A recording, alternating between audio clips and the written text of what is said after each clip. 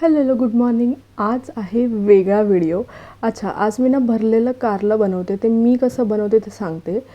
इथे धना जिरा पावडर, लाल तिखट घेतला आहे. त्याच्या आधी वरती जे दिसतंय ते बेसन आणि खाली जे छोट्या क्वांटिटीमध्ये दिसतंय ते आहे तीळ आणि भाजलेले शेंगदाण्याचा कूट. त्यात मी मीठ आणि गूळ पण टाकलेलं आहे आणि वरतून कोथिंबीर टाकलेली. हे मिश्रण तुम्ही आधी बनवून ठेवा ना आदल्या दिवशी, तर ते चांगलं मुरेल.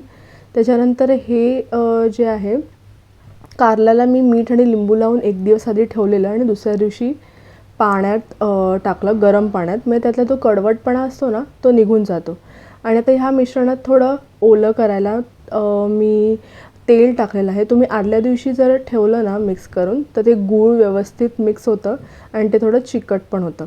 नंतर मी हे नॉर्मल भरून घेतलं आणि हे धाग्याने गुंडाळलं आणि त्याच्यानंतर मी ते शॅलो फ्राय केलं, वाफ दिली.